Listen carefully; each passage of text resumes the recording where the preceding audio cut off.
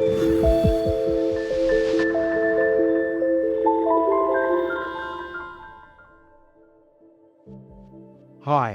and welcome to the Origins Podcast. I'm your host, Lawrence Krauss.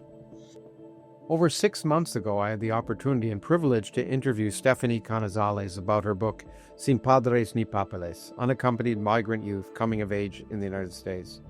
The book essentially follows what was her PhD dissertation, interviewing scores of young people who'd come to this country as minors, basically sent by their families for their own protection or survival, and who found a system that provided them no rights, no guarantees. They were met by often impoverished relatives who couldn't support them, exploitative jobs, and without access to education, healthcare, etc. And it raises a host of complex issues. For example, while one may be certainly in favor of laws that protect children from being exploited in work as minors, if many of these children hadn't gotten illegal jobs, they literally would have not been able to survive. And so these questions of that may seem cut and dry in principle, in practice become more complex. And these stories are poignant, and her work incredibly informative. Due to the vicissitudes of the world's news, we ended up having to delay the release of this podcast for 6 months. But in a sense, it's now even more timely, because we're able to release it this week following on a crisis that is emerging in the U.S. court system and in administration, involving the case of Kilmar Armando Abrego Garcia, who was a 29-year-old El Salvadorian who entered the country illegally as a minor at age 16, ostensibly to protect his own life, and has lived here without violating any laws of the United States, or certainly without being convicted of violating any laws of the United States, and whose deportation to El Salvador was ruled to be, was determined by a judge to not be carried out earlier because of potential threats to his life and livelihood of him and his family were he returned to El Salvador. And he was mistakenly returned to El Salvador to a maximum security prison. And it's caused what may be a constitutional crisis. And you hear a lot of vitriol on all sides of this issue, talking about illegal immigrants and how they don't deserve to be here, and it skips the human aspect of these stories, in particular the human aspect of the stories of people who come here as children, due to circumstances beyond their control, forced to survive on the streets or elsewhere just to make it through, and many of whom spend their lives here as law-abiding citizens. And in this context, my discussion with Stephanie Canizales, I think, is particularly timely and appropriate to break through the stereotypes, to begin to understand in detail what we need to do really to protect young people. Because, as I've said recently, it's not stopping them at the border that determines what kind of country we are. It's what happens once they come and what we do with them and take care of them when they're here, treating them as human beings, subject to the rule of law, but also to the rule of compassion. And I hope my discussion with Stephanie will raise important issues that will cause you to potentially rethink the issues in the news today. In any case, I hope you can watch it ad-free on our Critical Mass Substack site, or you can watch it on our YouTube channel, which I hope you subscribe to, where you can watch or listen to it on any podcast listening site. I hope you'll consider supporting the Origins Project Foundation that produces the podcast, which gets support if you subscribe to our Critical Mass Substack site, or if you subscribe and watch our videos on YouTube. But either way, no matter how you watch it or listen to it, I hope this provokes the kind of thoughtful reconsideration of world events that really is part of what this podcast and part of what the foundation is all about. In any case, with no further ado, Stephanie Canizales. Thanks. Well, Stephanie Canizales, thank you very much for taking the time to join me today. It's a pleasure to meet you virtually. Yeah, it's good to be here. Thanks for having me. Well, I've enjoyed, I guess enjoyed is the right way to do it, going through your new book, and in fact, I did Duolingo for a year trying to learn some Spanish, but anyway, Sin Padres ni Papeles. I don't know if I'm saying that right. That is probably the best pronunciation I've heard in the past few weeks. Oh, good. Okay. What motivated this discussion we're going to have is your new book, which is that's the title, and the subtitle is "Unaccompanied Migrant Youth Coming of Age in the United States." And I wanted to go over this topic for a variety of reasons. One, a personal interest. I wanted to learn about this, but also I couldn't think of anything more timely given the election. I guess I want to call it an election. Given the election we're going through right now and all of the rhetoric we're hearing, basically vilifying immigrants on both parties, and and treating them as if they're criminals and all criminals, and of course not. The one group, as you point out, that tends to fall between the cracks are the people who come here as young people. And I think your work is fascinating, and I hope it'll. I want to follow through this by the stories that you talk through. So I hope your memory is good, because I'm asking you about a lot of the people, because I found each case particularly illuminating. But as you probably know, if you've seen this, this is an Origins podcast, and um I want to find out uh, uh, your origins, how you got. I like to find out how people got to where they're getting. In fact, I was really kind of interested. Your book has two questions: that how do we get here, and what to do. That's really the philosophy behind this podcast in general, but all things human. How did we get here, and what can we do? Now, I knew a little bit about you, and I read your brief bio on your site, and there's one point in the book on page 76 where you illuminate something about yourself as well in college. Um, but anyway, this book is your PhD thesis, I assume, right? Yes, it is. And and done at USC. So what intrigued me is you grew up in LA, and it's right that both your parents were undocumented immigrants. Both of my parents arrived in the US as undocumented immigrants. Yes. From Guatemala, is that El correct? Salvador. Yeah. El Salvador, Yes. okay, Correct. sorry. In fact, I had El Salvador written here, I don't know why I was but, now, did they arrive separately, or did they meet in the United States, or with or Yeah. My mom arrived in the US when she was 9 years old. And 9 my years? dad arrived when he was 17 separately. They met in Pico Union, Los Angeles, which is where the book Okay. takes place. Yeah. And they both migrated as unaccompanied, or your mom at 9 was unaccompanied? She had relatives with her, but she is unaccompanied in the sense that I described in the book, in that Yeah. there isn't a parent or a caregiver that is particularly invested in raising the child. And she, did school enrollment on her own, found a job on her own, even as there was an aunt, later a family friend that she was living in their home, but they weren't her caregiver in the traditional sense. And I talk about how in the book I do make that distinction, like, you can be present with people and still be Yeah. alone, right? Yes, we'll talk about being alone a lot.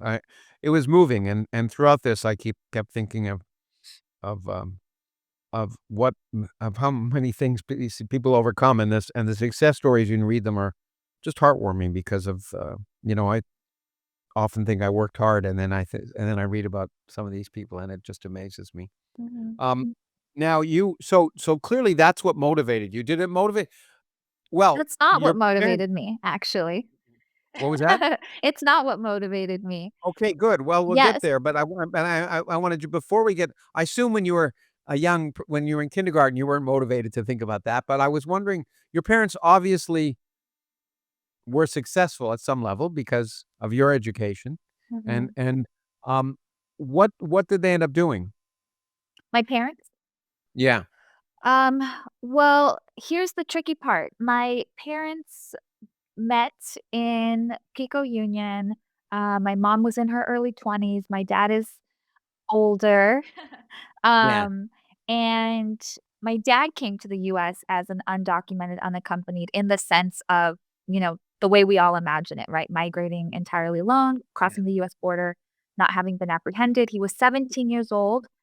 So he looks a lot more like the other 70 people in the book that I profile that are Yes, different from yes. the people with families. Um, my dad was my I grew up in a very traditional sort of unfortunately patriarchal household where the Uh-huh. men kind of run the show and the women Mhm. fall in line. Um, I recently, in talking about the book and this exact question, what motivated me, have really reflected on the fact that my family was not one that was very much rooted in the immigrant experience. I didn't grow up knowing about my parents' immigrant background.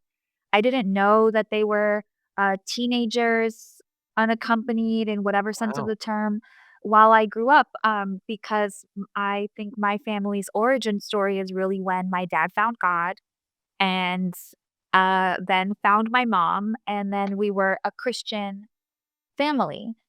Uh-huh. Everything before that, I think, is considered sin or considered outside of God, therefore, we didn't talk about it. Wow. I started this work really confused about what it meant to be the daughter of immigrants.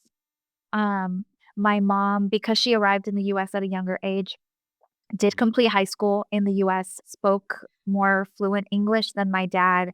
My dad didn't finish high school. He worked in carpeting and wallpaper and sort of immigrant jobs, right? And my mom went into banking and real estate, and because of her background and her story, we by the time I was in high school, we were pretty stably middle class. They had legal She status, was the and then primary she was the primary breadwinner in a sense then? yeah, yeah, the book is dedicated to my mom, and I don't think she put 4 of us through. I'm the second to 4. She put 4 of us through college single-handedly, bought our family home. It's the home that my younger brother and sister, they grew up in, and my older sister and I, we moved almost every 1 or 2 years, right? Apartments, Mm. condos, rented homes, and my mom really stabilized our family.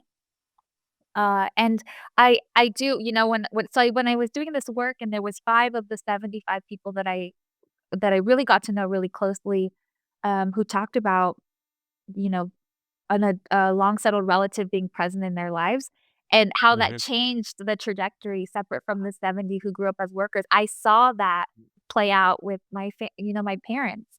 But I didn't know about them being having experienced an unaccompanied coming of age until I started sharing my interview findings with them. So I started the work in So 2012, and I'd go wow. home and, over the next 2 years, I think it was in 2014, at the height of the sort of the onset of the crisis of child migration at the border, that I told my dad, like, "This is what I'm studying. These are the kids that I'm studying." And he was like, "Oh, that's actually exactly how I grew up." And then it sort of came to be a full circle moment, Wow. and then it turned out I was, like, studying my family's origin story without knowing that that's what I was doing for the first few years.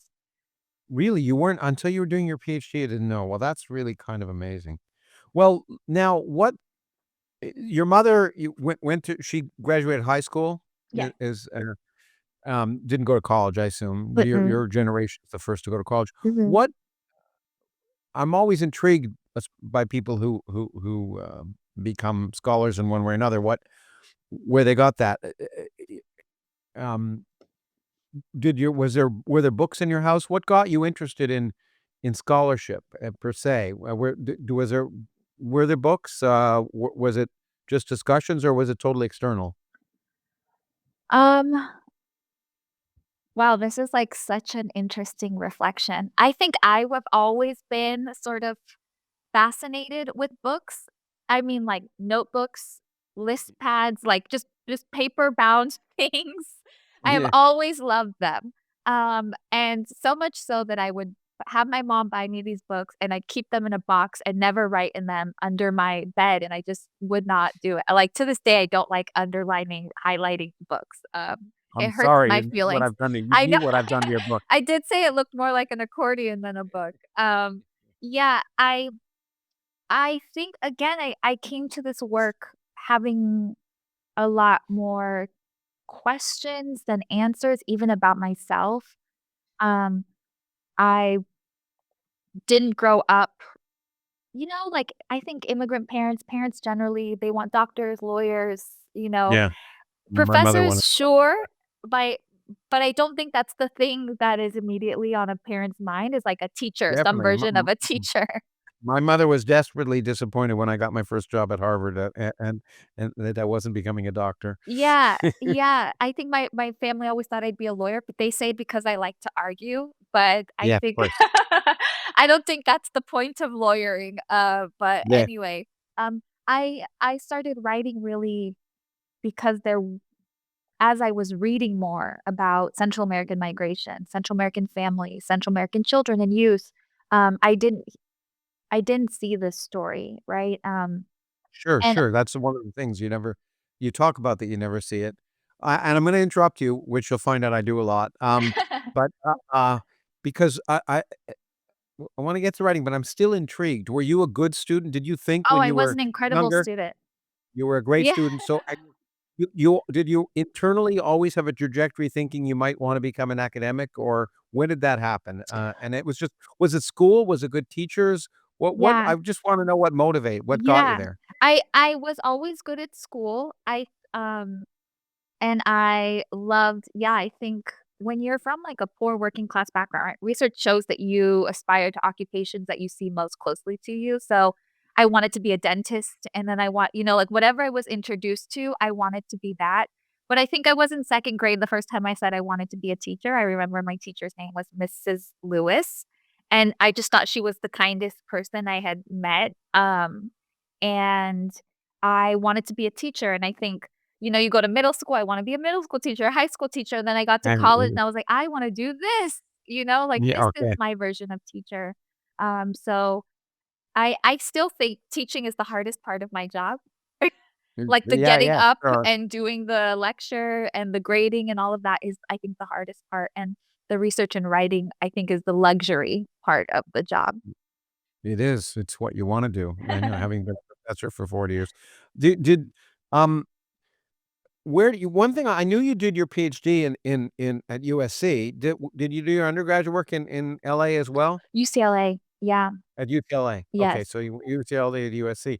So you've really lived there basically your whole life. You've never This is really moved yes. out, Yeah, this and is now my you're at Berkeley. You're as far away as you've ever been, I guess. Yeah, and I'm some like, "Oh, this is a little LA." When I'm in Yeah, Berkeley and Oakland, San Francisco's yeah. different, but yeah. Okay, and did you do your undergraduate degree in sociology as well, or did you what was it in? Political science. I did political Political. science, Latin American studies, and global studies were my, focal points there. I took 1 sociology class, in my 3rd year, spring quarter of my 3rd year, so towards the end, and it Uh-huh. was international migration. It was the first class I took on immigration, and it just changed the trajectory of my life. Wow, that often happens, but it's great when that happens. And then, therefore, you went specifically to USC to do a PhD, and you knew what you wanted to do at that point. It wasn't just flailing around. You knew that you were going wanted to do a thesis or work related to international migration. Yes, In I ge wanted to do work around Central American migration and Central American youth identity. I knew I so wanted you to study something about how young people come to understand themselves. okay, so you knew it was young you knew it was Mhm. youth. Yeah. Was that and but that was still before you knew about your parents. Yes. So what got you intrigued by the youth thing? I think it was as I was taking that international migration class at UCLA, it was the first time I was exposed to things like transnational families, right? Families across borders. The first time I heard about remittances or learned about stepped migration and how immigrant networks are formed. So it was a lot of exposition of things about my family, like, why were we so Christian? Why did we only go to church Wednesday through Sunday? Like, it was all we did, and so to learn the role of the church in immigrant communities, all of those things that I was like, "Oh, I'm piecing together the facets of my life that maybe my parents didn't know to explain, or they didn't really understand what was happening because they were just doing the thing to survive." So, I was selfishly wanting to know more about youth identity in Central American Uh, communities, yeah, because I was just leaning into the questions that helped me understand my own life. very so So, okay, it sort well, of, like, blew up when I ended up studying this topic that was the beginning of how yeah, my yeah, family came to absolutely. be. But you Yeah. didn't know that. Now, in fact, good. Remind me about when I'll try and remind myself about 4 or 5 minutes before the end here. I wanna come back but I don't want to ask it now. I want to ask how it's changed. All of this has changed your view of yourself. Mhm. But we'll come back just so you know Okay, what's I'm heading writing there. But that I think down. okay, yeah, good. You write it down in case I forget, because I'm intrigued after this long circle. Now one of the things that I learned right away, on page 1 of your book, actually, which I didn't realize that, when one thinks about undocumented youth, one thinks of DACA, and when I lived in Arizona, I had a very poignant episode. I guess I will relate it briefly because it was my first experience. I created an institute. We ran a big, huge event, with many of famous scientists, 6 or Nobel laureates and scholars, and I ran an event that when we got 1,000 inner city high school students to an event from all sorts of high schools to listen to 4 Nobel laureates talk about, most of them didn't even know what scientists were. In any case, it was for me very gratifying, but we had a lunch before that with the principal and also the president of the students' council. It was a fine young man, and at the end of it, I said, "Where are you gonna go to college?" He was a senior. He said, "Well, I'm undocumented." And I was just shocked, and he said, "It's the first time I've ever said it in public." Mm. And I was totally, it blew me away, and it was a learning experience for me, certainly, and I hope he's doing well now, but I was shocked. But even there, when I read about DACA, you say here, DACA left out 62% of the undocumented youth and young adults who do not meet the policy's educational requirements. So DACA, which you think is kind of an umbrella and a safety net for unaccompanied youth, isn't really. You wanna elaborate on that a little bit? I mean, it is a safety net for the people who qualify, right? Like, The it people who opened qualify, up yeah, but doors for almost 1,000,000 young people in its first iteration, and we know that people cannot apply for it now. It's only a renewal process, right? Um, so the 62% comes from an analysis done by the Migration Policy Institute about the yeah. educational trajectories and outcomes of the undocumented youth population at that time. Um and so there are several requirements to qualify for something like DACA, or for DACA specifically, having been in the US before the age of 16.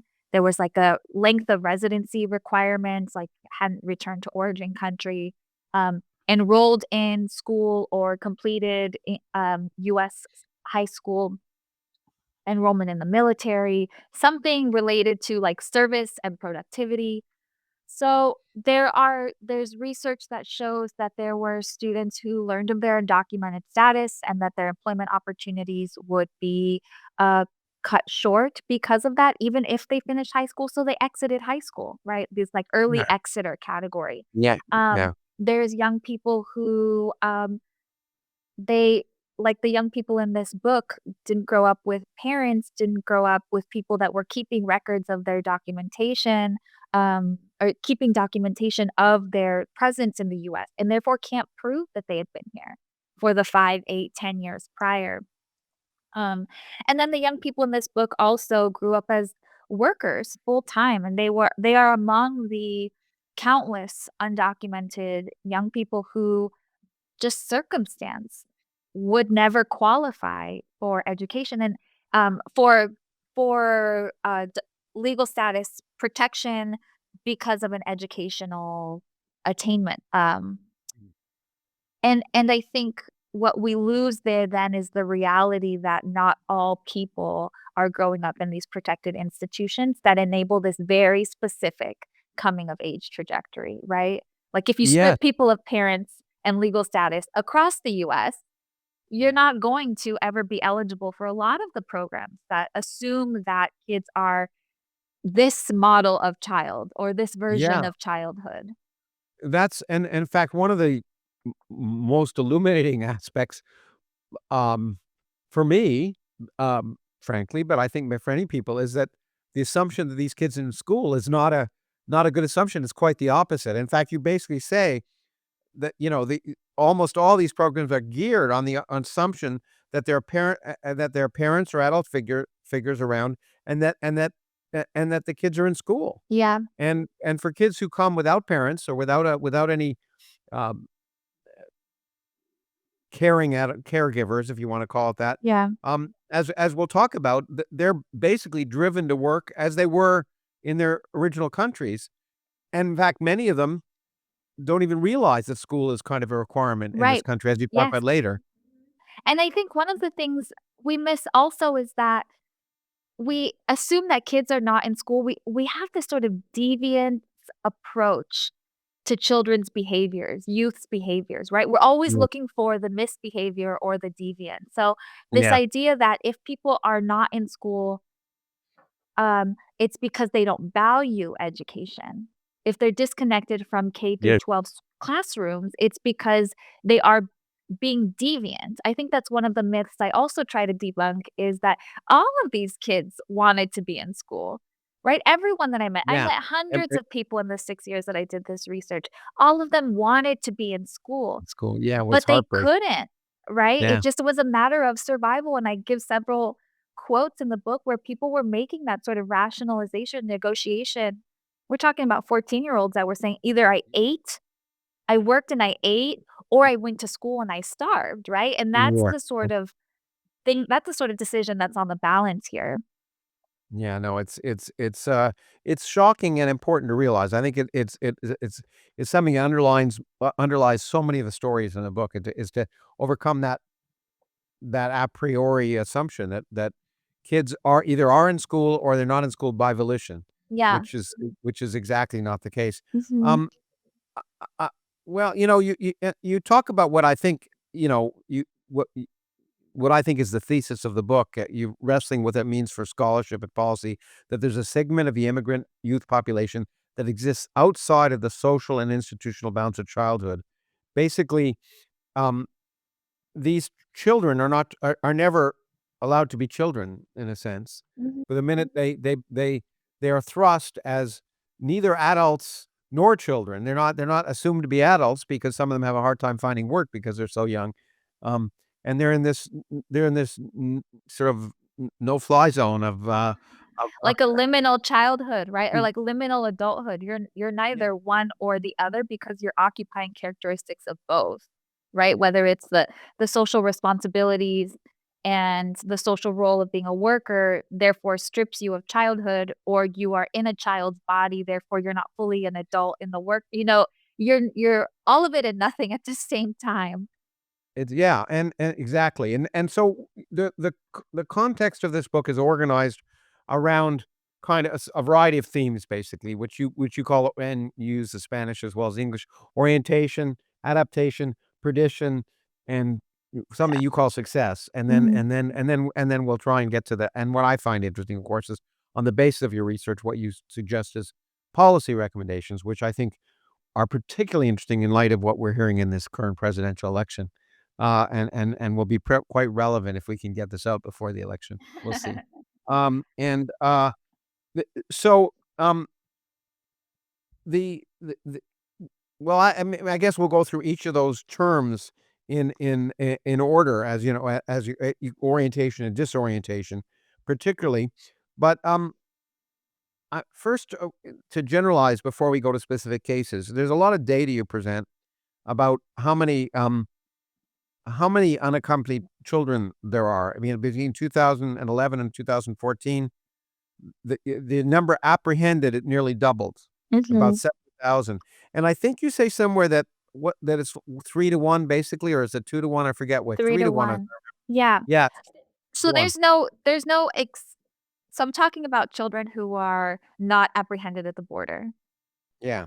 So there's no way to know exactly Oh, what the number of untallied, of people are. Um, but at the height of the undocumented Mexican migration era, right, which is what, Doug Massey at yeah. migration scholar at Princeton and several of his colleagues, Yeah. break Mexican migration up into several eras. So in the 90s and 2000s, early 2000s, the estimation sort of on the, years later, the Okay. retrospective estimation was that for every one person that was apprehended, up to 3 others were not. So without being able to, and since I've been doing this work, starting in 2011, people have been asking me, "Well, how many people?" And I'm like, "Well, they're not Yeah. apprehended, so I can't know. There's no way to know." But if we're considering this time, Mexican migration is at net zero, there's more people leaving than coming into the US from Mexico as an undocumented, immigrant. So if we are entering into what is now, um, the start of the Central American migration, the really big, like, flow of Central American migration in the '80s because of the civil wars and civil unrest Yeah. there, we can assume we're, like, reaching a moment now where this is maybe the height of Central American migration. Single men first, women and families, and now children, which is exactly what Mm. we saw in the case of Mexican migration. It's what we're now seeing in the case of South American migration, Yeah. men, women, and families. So I imagine in a few years we will see child migrants from South American countries because of the unrest they're seeing there. So Mhm. I sort of extrapolate from, like, if we wanna put a number on it, it might look something like what was at the height of the Mexican migration case. That is what I imagine is worst case scenario, a 3 to 1. It might be less, which puts us in a better position politically, socially, economically, and morally, I think, as a country also. Um, but it can be as high as a 3 to 1. Now, in when I read this and basically the research is basically involved with kids who weren't apprehended at the border Mhm. and were not formally classified, therefore, as unaccompanied children, but experiencing childhood without, as you say, without parents or caregivers. That's the group you're talking to, Right. most the 70 some odd kids you talk to. I it occurred to me when reading this and later on in reading the story that, of course, the lucky ones are the ones who are apprehended then. The people I mean, do you think basically all these children that you interviewed who were no longer children Mhm. would have been better off if they'd been apprehended? I think there were a group of young people that believed that. And I do Mhm. talk about it when I introduce this concept of an emergent frame of reference, right? They're Yes. experiencing poverty and deprivation and they're suffering in their everyday lives. And then they see, wait, everyone else in the US, the, not true. But the Yeah. idea was that everyone, all the other kids are growing up with parents. So the pivot point of disadvantage between me and them is the absence of parents or a caregiver. What I observe as a researcher and someone who is now also studying the coming of age of children who are apprehended at the border, taken into federal custody, released to what is called a sponsor, which up I think about 36-40% of sponsors of unaccompanied children are their parents. The others are not. They're unrelated adults or non-parent family members. We're seeing cases where children, relationships are fraught. There's Mhm. tension. Again, this liminal childhood of, "I'm an adult, you're treating me like a child," because in the US, that's how, things need to Mm, go. yeah. Kids are in legal proceedings. What people don't know is that when you are released from federal custody into the custody of a sponsor, children are immediately put into deportation proceedings. I'm not sure that that's better, right? Because the kids that I interviewed don't they are flying under the radar. No one knows who they Yeah. are, where they are, or how many. They're not actively being pursued for removal back to the country that they were fleeing from. Which yeah, which gives some level of I don't know whether security is the word, but at least emotional. I mean, if you're always worried about being deported and you left for a That's reason, either another sort of chronic stress. The people I yeah, talk to deal with, like, they're dealing with the chronic stress of, like, paying bills and my yeah. mom is sick and I need to send, so there's, Mm. like, different things happening, but I don't actually think, and maybe this will get me in trouble. I don't know, but I Good, I don't hope so. No, no, actually I don't want think that, sorry. I don't actually think that there is a best case scenario, Mhm. because for as long as the federal government, is not able to, because we are talking about undocumented kids at the end of the day, and the US does not spend money on undocumented children or Yeah. undocumented adults willingly, right? As long as they're undocumented, they're just, considered as, you know keeps being mentioned in this election cycle, these like deviant illegals, right? And they're a threat and they're a threat and we treat them as such. So I think that it's um child labor exploitation, children living in extreme poverty on their own and dealing with the material and emotional effects of that is a heartbreaking story. It should not be happening. I also think the treatment of children who were apprehended and released as sponsors is not an appropriate treatment of children in a country where we prize childhood, right? And we Yeah. apply so much moral value to vulnerable children. Uh-huh. Yeah. Okay, well, that's great. I'm glad we got that out early. The no, no, it's because we're there's so much to talk about, and I'm sure at the end I'm gonna say, "Oh, I wish we talked about this or that." But anyway, um, uh, and I will add that I know we have a hard cutoff because 'cause you're talking to a student, which means you're a dedicated professor, so I think that's good. Um, uh uh y you do it's probably worth also mentioning before we get to specific cases, you refer to as work primacy. Undocumented low-wage workers' financial pressures create a unique condition of incorporation, and you see it throughout, what you call work primacy. Basically, these kids come I mean, it's quite as simple. These kids come, they don't have anyone to take care of them, and it's work or starve, and Yeah, the options there are no other options, so maybe you yeah. wanna talk about that for a second. Yeah, I think the idea of work primacy is that work it builds on this idea of institutional primacy. So I'm gonna go back Yeah. to what we were talking about earlier. We have this sort of assumption that kids are growing up in parent-led households and therefore schools. We don't walk around saying, "Oh, they have, educational primacy." That is the primary institution that they're engaged in. That's how they develop their identities, their sense of self, sense of the future, because we walk around with that assumption that that's what all kids are doing. When you take kids out of that context, then I argue you can start to understand how institutions shape immigrant incorporation and child development, right? This process of developing the self. Um, Work primacy is this idea that work is the central organizing institution of these children's lives, and then by extension, undocumented, legally precarious people's lives. And that is because they are spending between 12 to 16 hours of their day in this place. So then their other waking hours are spent where? Maybe having a meal, seeing a friend. You're not spending a lot of time in other places. Sundays, they go to church, but it's always with this idea of tomorrow is work, right? So I draw out in the book that even as they're not at work or thinking about or doing work, um, they're at school and they're thinking about the next day. They're talking to their families only on days where they have good work days and they can report good news, or everything sort of revolves around work. And that's not something we imagine 14 and 15-year-olds are doing in the US.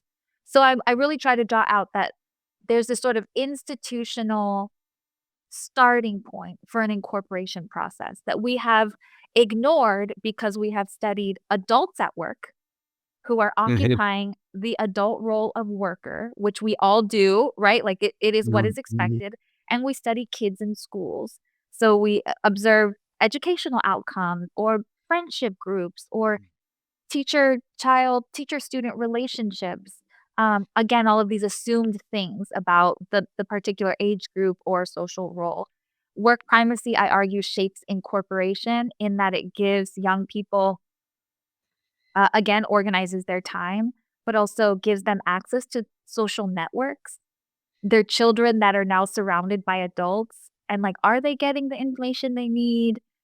Are they being treated as children or as adults? Like, in the workplace, I find that it's, they're treated as adult workers, right? There's Yeah, they no experience well, as you say, they basically experience the roles and responsibility of adults, but they're not adults, and right, that's and because that's they're also, like, at work managing their body. They're like people talking about their physical bodies changing, talking about their emotions being totally out of control because hormones are like all kinds yeah, of things are happening. in fact, yeah, that's the other thing I wanted to get out before we took cases you point out, and it's really true. These kids are coming of age physically Yeah. and emotionally, independent of what the world is doing to them, and they're going through the same adolescent The traumas rest of that us. that everyone Yeah. people yeah, and they have to but they have to navigate that adolescence, their own emerging, sexuality, Yeah. romance, everything in the midst of an environment without guidance in many cases, uh, um, without even a safety net in case if any of that goes bad, and so they're having to negotiate the need to exist, and at the same time the need to grow up, Yeah. and without and those two additional uh, demands are tremendous. And well, Mhm. anyway, Yeah. I just before we go, I want to into the individual cases. I wanted to talk about your study.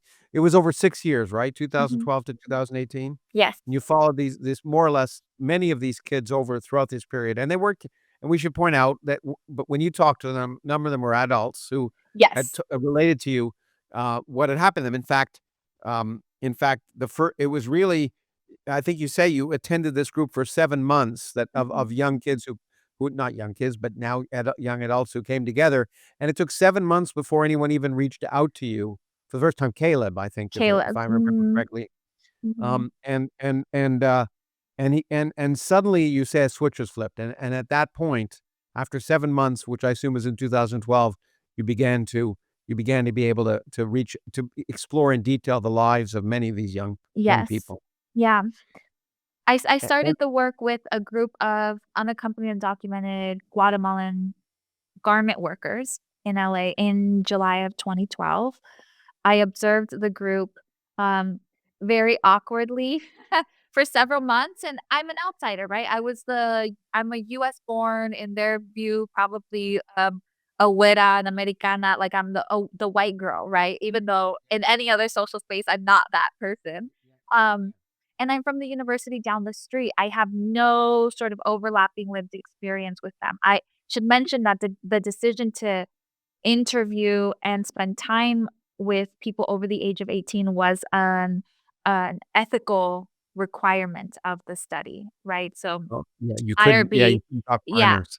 IRB would not. So the Institutional Review Board, that Yeah. oversees human subjects research at USC, I had several meetings with my sort of IRB manager person who told me, there was too many levels of vulnerability. I couldn't study undocumented, non-English speaking youth workers, all, recently arrived and have them be children. Yeah, So yeah, I sure, had I to can interview them at over the age of 18, but that did allow me then to ask them a full spectrum of questions, right? exactly. If they had just arrived and they were still children, they wouldn't be able to reflect on, yeah, what was the meaning of childhood? When did I start to feel like an adult? When did I start to feel like I was safe and I belonged? Um, so it was initially a disappointment for me, but long term, I think allowed me to see things that I wouldn't have been able to see if I was still just interviewing kids. Yeah, you can see the reflections, and throughout, I mean, it's very interesting because at various stages when you talk about departure and arrival, you deal with the same people, but you're dealing on their reflections, and you can see Yeah. their evolution. And of Mhm. course, you also know, I suppose it's like some movies, at least you know that most of the people, um, well, almost all the people that you know that they're still around, and so it makes you feel good, with at least Yeah. knowing they're still around. Um, there's one thing as a, you know, and I studied when I was younger, I more than just physics, so sociology and anthropology interested me a little bit, and, I was intrigued by one thing. You said basically, um, uh, in the fall of 2014, a handful of youths I'd come to know learned of the Labor Commission, um, office in downtown Los Angeles and its emphasis on providing legal protection to, several requested that I attend their meetings in the office, act as an interpreter, and I agreed. And then you say you prepared an English language class with met biweekly. So I'm just wondering, again, from the point of view of you know where I'm heading. You went from being an observer to a participant at some level. Mhm. Um, was that a conscious decision? Do you think that was problematic in any way, or helped you? Just wondering. Yeah.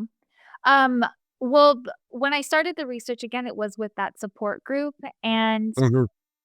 I I think I always knew it was conscious in that I knew I didn't wanna be just extractive and not have like, connection with the people I was doing research with. So in that support group, what they would do is just go around in a circle. It was informal. There was no it just met on a Starbucks patio. Like, it was not anything organized very seriously, or formally. But uh, when it came to my turn, I shared what I needed to share. How I answered the question, "How was my week?" Sure. And it was, I will be honest, awkward as hell because it was like I took an exam, like I was talking about such a different reality than the people that I was surrounded by, right? But I made a decision very early on that I would participate in the space as other people were, and I wasn't going to sort of assume any sort of superior to whatever activity was happening. So that meant when I was observing church spaces, I would do there was like one activity where Right. you had to like hold a balloon between your legs and like run in a circle, and it was like the before Mhm. the youth group started the Yeah. lesson. And I'm such an introvert. I am easily embarrassed, like, very easily Uh-huh. embarrassed. So Okay. I would have to, like, defy myself in order to, like, Mhm. participate in these things, but it was part of, like, my equalizing effort, um, and, like, I just felt like that was really important to show that I am just as 22, 23, 24 years old as you are, and I actually grew up doing a lot of these things in my family or in my community, so that was that. When it came to, the, request to go to the labor commissioner's office, I'm not a trained certified interpreter, and I was very transparent about, like, I don't actually know how to do Mm. this. I think it was more of um, I the young people didn't wanna go to those things alone. Yeah. Right, and I would and I think it was more of that, and they ended up advocating for themselves a lot of the time, and I would just take notes in the back. Um, I would sit in the chair behind the person that was making their case, in these meetings, and I would just share, like, this is what I gathered from what happened, right? This is what it that just to Sure. clarify. But I talk in the book about how these whether it was that attempt to have an interpreter with them or the English language class that they asked me to organize for a few months, and again, very transparent of like, I'm not actually an English language instructor. I Mm, speak mm, mm, English, but I don't really know mhm. how it happened. I just Yeah. do it. Yeah. Um, it was part of, I think, their adaptation strategies, right? Where you are so low resourced, everything around you can become a resource. And that's something I write about in the book, right? That people were texting me throughout the day. Someone just said something that sounded like this. What does that mean? Right. Oh, And I wonderful. became um, a cultural broker, a language broker. I became useful to them, um, as I think an adaptation strategy. And Sure. that to Yeah, me well, was and just you were. revelatory of like how in need of social ties, like social Mhm. capital these young people were, and like also just how like innovative, just they were in accumulating resources, like, "Oh, I can get this from you. I can do that," and it just moves them If forward in this very they strategic they've way, right? Sure. They've gotta become professionals at that. I mean, Yeah. take advantage of everything that happens, and it just occurred to me, you were about the same age as many of those people when you Yeah, were I doing that. was. Yeah, Yeah. yeah, so I didn't me either. I thought of you as older than them, and then I realized, yeah, you were doing your PhD in your early 20s, and they were that same age too, which is Yeah. an interesting a very interesting, dynamic that I hadn't appreciated. Anyway, let's go to the and we've got, according to my calculations, about an hour left, so I might try and push you to an hour and 5 minutes, we'll see. And, I wanna go through what are now 6 parts of the book and in that 60 minutes, and so we'll see where we can go. But and a lot of these for me, I wanna follow the arguments you're making, not theoretically, but by talking about the people themselves. I think one of the things I wanna do in this podcast, and I'm happy with look, is give these people a voice because they don't have a voice. And Mhm. so I'd like to help use this podcast for these individuals as you do in the book. So the first part is departures. You talk about what drives the different things that drive different stories for these kids to do something which is almost unthinkable for me, given my childhood, is to say, okay, I'm a child and I'm going to brave not just leaving my family, but brave what I'm sure is a dangerous route there to for a world which I'm told is better, but which I know nothing about, and which I Yeah. continuously hope that I'll have someone to look after me when I get there. And it's just, um, it's a kind of bravery or desperation, which in different cases, is different. And you talk, and I listed, I think, 12 or 13 different people, and their departures. Maybe we'll go over all of them, but the first one is Caleb, the one who first really opened the world up for you in that regard. And you start and you say, Caleb's mother confessed her concerns for his future in Guatemala when he was 14. There's no money here, you remembered her saying. There's no way for you to get ahead to become a better person and build your house. You grew up with 9 children. He grew up as one of 9 children. And so after 4 years of primary education, he dedicated himself to paid and unpaid work there, and then he left. Do you wanna talk about Caleb a little bit? And as I say, I'm gonna ask you, this is fresher in my mind because I've just read your book, and Yeah, and I did these I interviews know from having a written decade books, ago. or I know, I've re it's hard when people say, "Oh, is this in your book?" "Oh, really? Did I write that?" Did I write Anyway, that? Yeah. And also and these are all so pseudonyms, so I have to remember like, "Oh, yeah, which one?" Yes, okay. I assume I didn't realize that. They're all pseudonyms. None of the Yes. names are Yeah, correct. Okay, so Caleb okay. yeah, when you say, like, Esmeralda, I'm like, "Esmeralda will be which one again?" Yeah. Well, while Um, you're looking up, he talked with his parents, and he felt confident migration held some promise to achieving his yeah, metas, which I guess are yeah, goals. yes, And and, um, and then I forget how old he was when he finally he contacted his uncle asking if he could get passage, and so yeah. what and, I try um to in the book, I try to track, and I mentioned this in the acknowledgments. Caleb is the first person who, in January 2013, accepted an invitation to be interviewed, and he was the youngest person in the group that I observed. He had just turned 18 at the time, um, and I think his vouching for me really opened up the rest of this world to me, Mhm. because otherwise I would have just stayed observing this group on, the sidelines, and I probably would Yeah, have left sure. at some point because you Yeah. really need to talk to people. Yeah, yeah, otherwise he But would've found a different thesis topic. yeah, Yeah. so Caleb's story, I try to honor the role that he played in the work by it sort of explaining his life story across all chapters. Um, Caleb was 14, as you mentioned, when his mom confessed to him, like, "I just don't see a future for you here." And he came to Los Angeles. I say came to Los Angeles because 'cause I'm here now. But he arrived in Los Angeles, um, expecting that the uncle that pitched in some money to fund the migration Mhm. journey would receive him.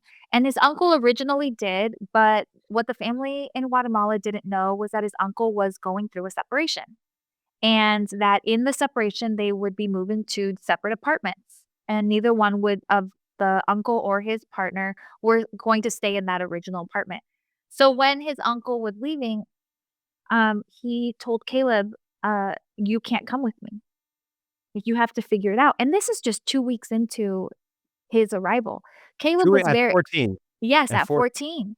14. So I'm trying to expose this sort of interconnected story of both migration, the transition of being a newcomer to long settled, right?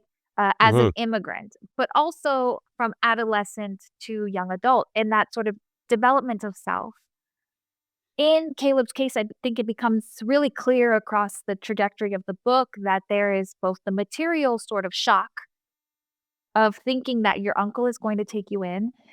Caleb did have an older half brother that lived in Los Angeles, but the way that Caleb's dad, or the brother's dad, moved in and out Mhm. of the relationships in Guatemala made it so that one set of siblings did not want anything to do with the other set of siblings. So Caleb's half brother was completely estranged and wanted nothing to do with him. So I talk about how there's this sort of displacement because young people don't see a future. People like Caleb, and in this case, Caleb's mom was the one to call it out. There is no future for you here. Yeah. Yeah. And that is both as a a human and also as an adolescent thinking about adulthood. And Caleb had already been working. You know, Yeah, that's the these point. You'd already been working there. Again, in realizing that for many of these kids, the notion that I mean, the school, even though they may like, as you say, many of them love the idea of school because it's, school is in for the many rearview reasons. mirror for several Yeah, yeah, yeah, years by yeah, the time but they they come to grow the up US. realizing even in their home country that it's work or die, Yeah. basically. Yeah, and I think also, something to think about is that in these families where you have 9 siblings, there is no world in which parents are resourced enough where more than 1 sibling can be in school at a time, right? So if there's Yeah. a 3-year gap, Caleb went to school for 4 years, and then the next sibling had to go to school for maybe 2 or 3 years before the next sibling had to go, because it isn't they're buying shoes and clothes and Mm. notebooks and all kinds of things, so that's something that people are phased out of education, um, in a systematic way. So when I talk in the book about older siblings migrating and having years go by where they're funding their younger siblings' education, it is actually to avoid that person's unaccompanied child migration. Right? It is a very intentional move on behalf of someone like Caleb to send money back so his siblings don't follow him, right? And again, in fact, if we don't get there, that's one of the more moving parts of the last part of the book, where these young people view their success, regardless of what the success is, that they have been able to, in a number of them, that they have been able to ensure that their siblings either don't have to migrate or at least that the family has resources. And so, in spite of their living hand to mouth and barely able to live themselves, they save money and send it back, and that's a sign of success and pride, Yeah. and Yeah. it's a remarkable moving thing. I hope we'll get Yeah. there, but Yeah. I just wanna And mention it now. that's not in a DACA Yeah, eligibility. That's not a bullet point anywhere, right? yeah, That yeah, maybe you aren't the one to have achieved educational success, but you sacrificed your life to fund, and where is that story in a policy, mm. Yeah, right? in fact, it will it'll remind me to, talk about Gail, who I found the person you call Gail, Yes. who I found just story to be just, yeah, let's talk We'll about get him there. again Yes. because yeah, but no, because, it's just really makes peop made me feel like, "Well, what have I done compared to what he's done?" Anyway, um, uh, y you preface this also, and I don't wanna belabor this, that the that there are conditions in Central America, the United States isn't exactly, not culpable, but if you know anything, I've done a number of dialogues with my good friend Noam Chomsky, so I think we don't have to belabor the US, Yes. role in this, but I think there's some numbers here that are worth quoting. In Latin America, 201 million people living in the region, experience poverty. 82 million live in extreme poverty, and the majority of those living in poverty are children. So when we talk about these people, I mean, there's wanting to migrate. There's a motivation. There's an extreme motivation. Cable talked about it. The next person you talk about is Andre. So I don't, again, and if I'm hoping that I'm not, yeah, you're prepared to remember the Oh, individuals. I'm If you're flipping not, we'll go pages over it. with you now. Yes. Yeah. Okay. Okay. Yeah, I'm Okay. here with you. Yeah. Okay, Andres is another one. So, why don't you talk about Andres? He left school during the 5th grade, and he started working with his father because, and I'm not gonna say it in Spanish, you cannot earn a day's bread, with, one's work does not produce a living wage. So, basically, you have to combine Yeah.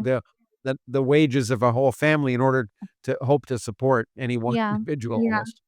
Yeah. The phrase he said is, ahí no se puede ganar el pan de cada día. The pan de I cada like día is like your daily bread, which is a sort of yeah, religious, right? Like, math, um, uh, yeah, is each day we but did the Lord's Prayer, I think, used to yes. say that when I was for Yeah. forced to sit in school when I was growing up.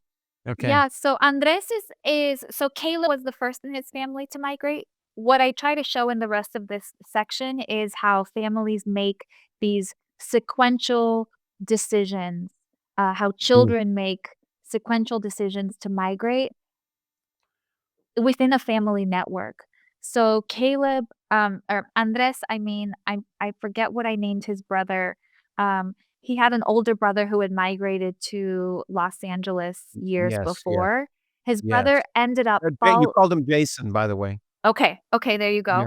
Yeah. Uh-huh. He fell into addiction, and no one in the family knew this, but he fell into addiction in Los Angeles and stopped sending money back home. But when he was originally calling home, um, he would say that everything's fine. Everything's great here. I'm doing well. So there's a lot of face saving in those first years, right?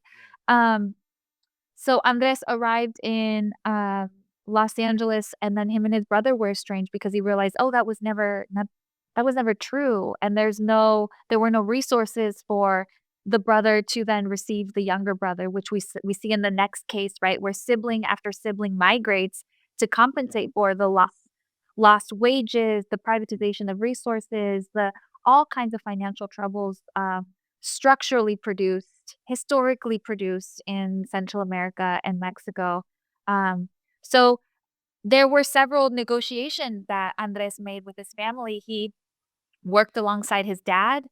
His dad went to work in agriculture, and his dad told him, "Agriculture is no place for a child. Go find another job." Andres ended up working, sewing, I think it was track jackets, Adidas track Mhm. jackets, at home by hand, right? So when he got to LA and he was a garment worker in a factory where there were machines that were sewing with like multiple needles, that was like, "Whoa, I've achieved mobility," which is another thing I talk about in the book of how if you are so deprived of resources and so deprived of opportunities for mobility, there are these smaller markers of mobility that appear for young people, including moving from a hand sewer in your living room to someone that can sew 600 t-shirts in one day, right? Like that's a big deal. But Andres was someone who then considered, his family context. I don't want my dad to keep working. I don't want to see my mom suffering. I don't want my younger siblings to follow this pathway, right? And he intervened through migration, I believe You at know, the age of 15. yeah, in fact, I was gonna quote it, but you basically said it. Basically, he talked about migrating to basically help his family, Yeah. not to help not his own future, but to help his family. Yes. And one of the things that you just mentioned that resonates throughout, which is rather interesting, a lot of the probably because of the selection criteria of the people you met, many of them end up working in the garment industry in Los Angeles, and, um, and it's intriguing to me, and this explains it because he had experience, but you find many of these kids had the same experience. They try and find work, and they have to try and find work Right. from day one. I mean, I'm just Right. amazed. They try and find work from day one. They're in a new place, don't speak the language, and they're wandering the streets or whatever, trying to find work. And often the employers say, "You're a child. I can't, you can't hire you." But they all get hired, and it's They all because they get have hired. skills. Yeah, and, so they're told they can't, they're too young, but they all get hired. It's kind of an interesting dichotomy, don't you think? Yeah, yeah, and I wasn't able to interview employers as much as I tried.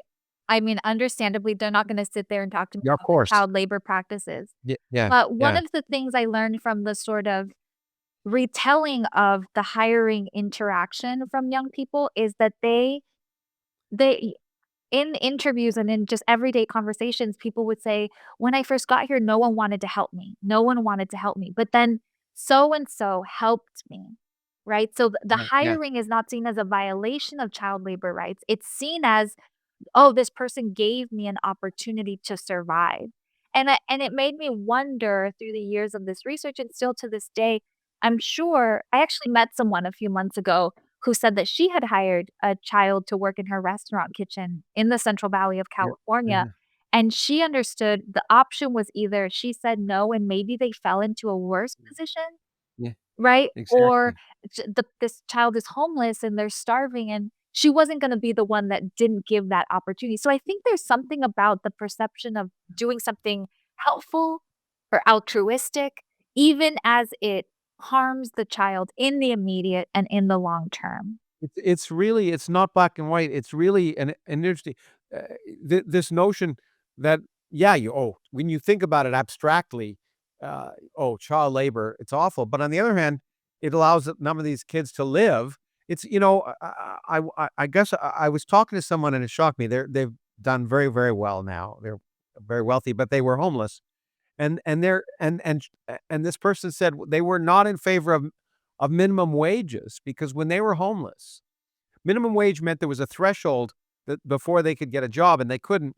But if they could get a job and if they could do something for 25 or 50 cents, they knew where to get a bagel for 25 cents.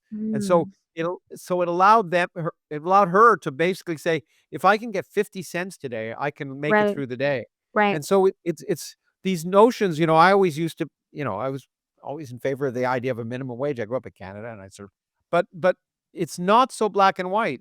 Right. You're right. You don't want these children to be forced to work, but on the other hand, given the reality of the world, if they didn't, they wouldn't survive. So it's this brings up lots of issues I think we all have to come to grips with in our own way, Yeah, I think. yeah. And I think also this idea that, like, kids I know in the US context, we are in a society that we pour into children. Children Yeah. are the receptacles of the care and the resources and aspirations for the future. We're talking about children. 14-year-old Caleb, 16-year-old Andres came to the US, and they feel the weight of care for their families. And I think one of the things I try to draw out is the final memory youth carry with them in migration and in the years following their arrival in the US. They remember their family's suffering.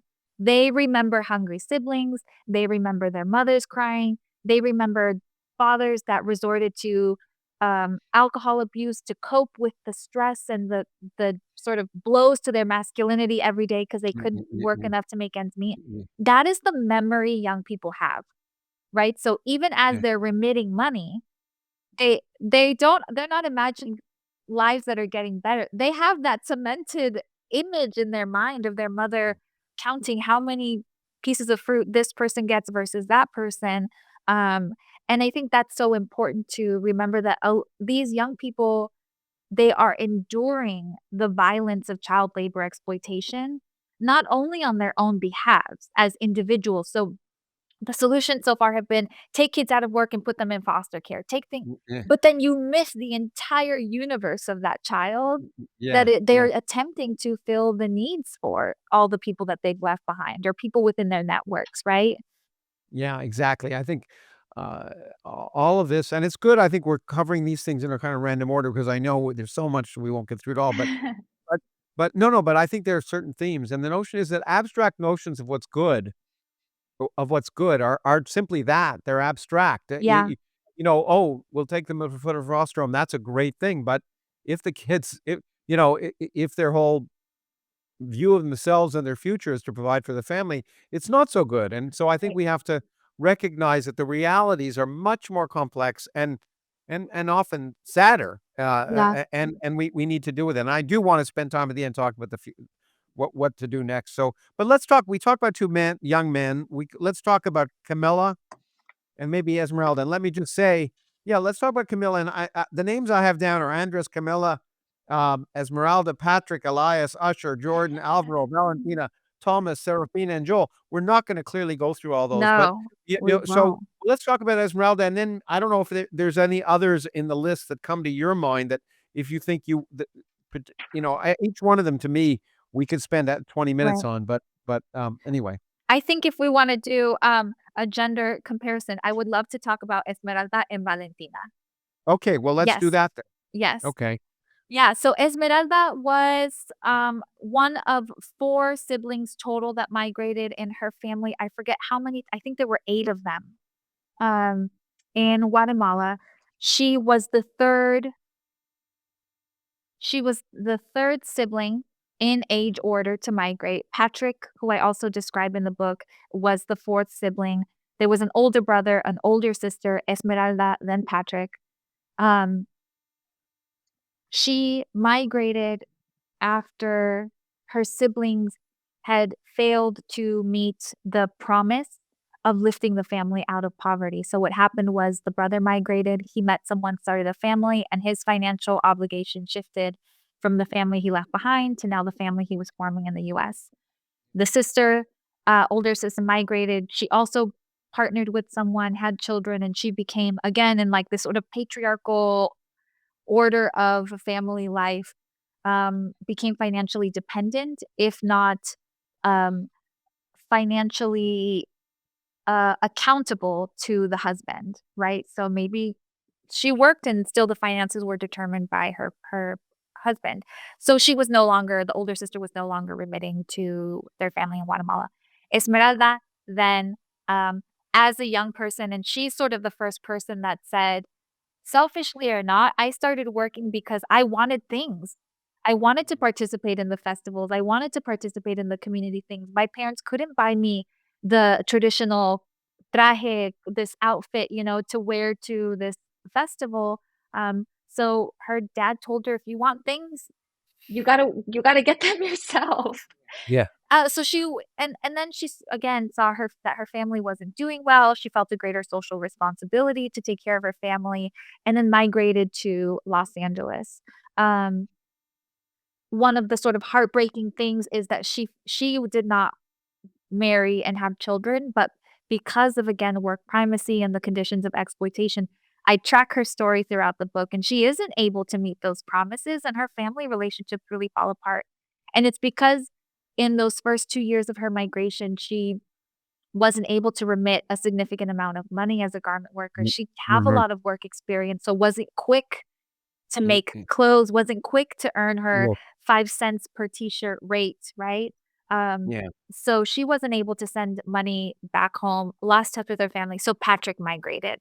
Um, and then he had a little bit more success in the US by his standards because he did have work experience and was able to work much quicker and support his family. So he sort of took on this idea of, if I work, I'll be the last of our siblings to migrate, right? So that was his sense of responsibility to them. Um, The Go ahead. No, no, okay. I mean, I think this notion of success being defined by being able to provide money back is an interesting one, and at the same time, well, we're we're we're talking about departure still, not the experience and arrival Yeah. that much. Um, but the the the the point is that there are a wide variety of circumstances under Right. which kids drive kids either to be the first, second, third, or fourth, and most of them, as you say, many of them, their goal is to make sure that their younger siblings aren't migrating. Right. And I think And one of the things I really hope readers take away from the book is, in the media, we since 2014, we've heard this narrative of like parents send, and these like neglectful parents that don't yeah, understand the circumstances of yeah, migration are sending, or that um people know immigration policy in the US and they wanna take advantage of DACA. They wanna take advantage of yeah, asylum policy. And where in any of these stories do you hear people saying things about like, "Oh, I heard DACA was introduced in 2012 and therefore I was on my way." It was always something that was rooted in, again, the inability to imagine a future where they would live well, both as individuals and as families, um, and rooted in these metas, these goals that young people, either alone or alongside families, whether it was, I have the goal of one day being able to buy as many trajes as I want to, so I can participate yeah, in all of the festivals. Or, yeah, um, you mentioned Camelia, she remembers very explicitly, how much money her mom would give her to go to the market, and how many oranges, and how much sugar, and how much exactly. soap, explicitly. The Yes, yes, moment where she exactly what you realized, could do. yes, as It's not as enough to a feed a family. yeah, as a Yeah, 15-year-old, and saying like, "No, this is absolutely not acceptable," and the only thing she saw as an opportunity to lift her family out of that social suffering was to migrate. So it wasn't like, "I'm gonna go there and I'm gonna take advantage of healthcare," and like, it wasn't any yeah. of that. Well, But okay. I'm gonna jump ahead. Well, yes. I mean, I think it is often you give statistics that in general, before we talk about specific cases, that I think are worth mentioning for people, that nearly half of Mexican and Central American immigrants in the United States are undocumented. Two-thirds of undocumented immigrants have been in there for 10 years or longer and have formed families within this context of Mhm. illegality. I know it. I know personally a number of such people. Um, and one of the things that I think becomes clear when I want to move to arrivals, and your whole point, part of this is the dramatic dichotomy between people who arrive and have some caring family, whether it's Mhm. whether it's a family or an individual, and those who arrive with nothing. Yeah. And their subsequent adaptation versus perdition, basically. Their future Yeah. it's not inscribed, but it's sort of strongly influenced by whether they arrive with someone or something to take care of them, and that the level of whether, and it's heartening to see that a few of these people actually are able to go to school. And I was really happy to see, one who was now I mean, there's one of the people you talk about, it just warmed my heart, actually went to college Yeah. and had Marvin, I biochemistry. think. Yeah, Yes. yeah. So Mhm. let's talk about arrivals and the dichotomy. And again, I have names like Tomas as your first person you talk about.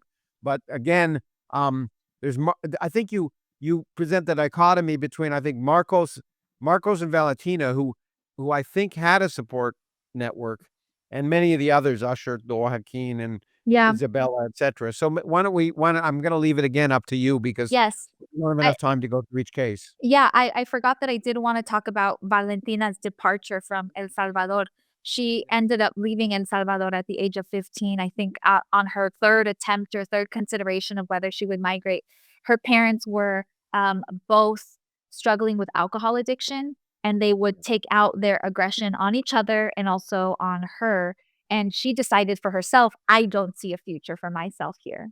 Right? Mhm. And she, knew she had an uncle living in Los Angeles. He helped her migrate. She thought that kind of the opposite of Caleb, right? Like, she thought, "This person is helping me leave," but because she never had an adult that was really taking care of her, she imagined the situation would be the same in Los Angeles. So she was surprised to find that her uncle actually took her in and welcomed her and received her. Her uncle was the only one of the long settled relatives that I came to learn about that had um, some kind of protected legal status. So he was earning better wages. He had 2 kids that were in high school about Valentina's age. His partner was undocumented, Tia Marta, that I introduced in the book. Tia Marta was at the table listening to the interview. She wouldn't leave Valentina out of her sight, like, she was, a vigilant And mother figure.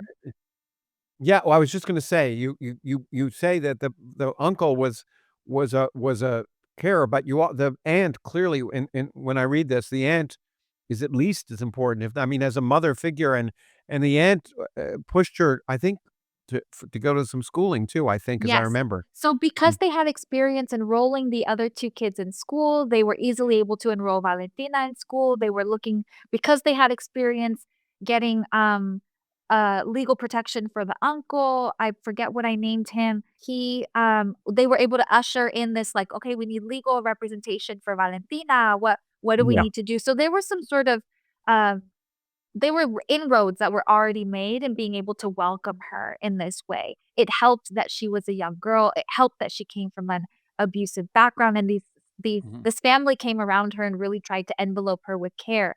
One of the things that was really important is that Tia Marta referenced the potential traumatizing effect. There was someone in the room that knew this child was carrying around deep trauma, right? Wow. And was working with that, very intentionally. So all of those factors created a warm household arrival for Valentina.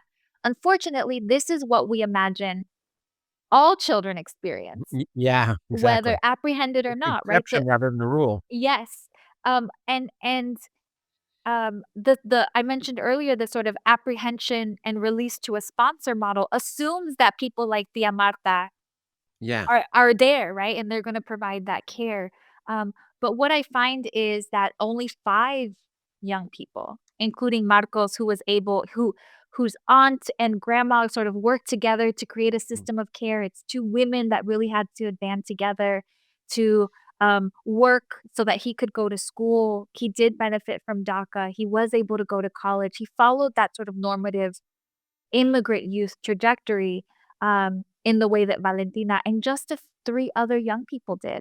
The other This is 70 this is people 5 out of, yeah, I was just 5 gonna say out of the 5 out of 75. 75. Yeah. Yeah. So, yeah, an exception, not the rule, at least in the case of this research, and I could have kept interviewing people, that fell into that category that of well received, but then I found, like, "Oh, this is the typical story that we hear already in research and in the news," right? So I left it alone and started to really pay more attention to the role of that household moment of arrival, which Mhm. especially with Latinos, but I think immigrant families generally, we assume they're familistic. Oh, they love all these people love family. The family takes care of each other. I think in some cases it enables the government to be more hands off because you think Yeah. family networks, right? These people will take care of each other. And that's not how it works. But I try to couch that sort of split, the fragmentation of family, not in intention, the values, or the culture of the people, but in the structural dynamics that have disabled family from fulfilling its role of care. And in that, as you mentioned, this context of illegality, a series of policies that have illegalized Yeah. communities for generations so that when young people are arriving at their door, families have their hands tied in terms of being able to welcome people.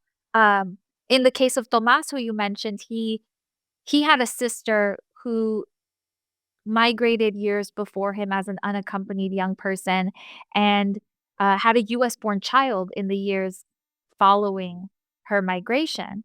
Her partner, the sister was still undocumented, partner was undocumented, but they had a US born child in that time. So when Tomas arrived at her door, originally she said, "Yeah, sure, you're my brother. I will take you in." Their mom had abandoned them in Guatemala, so it was just the two of them, Yeah. right? Yes. But because of that US born child, it sort of set in that, like, wait a minute, what if CPS, Child Protective Services, comes Mm. around and realizes I have this undocumented teenager that works in a garment factory, and then they take my child away and I get deported, right?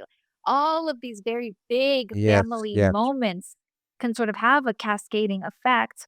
So the only decision she was left to make was, "Sorry, Tomas, you gotta go." And that was a self-preservation act, and that was her protecting her US-born biological child, right?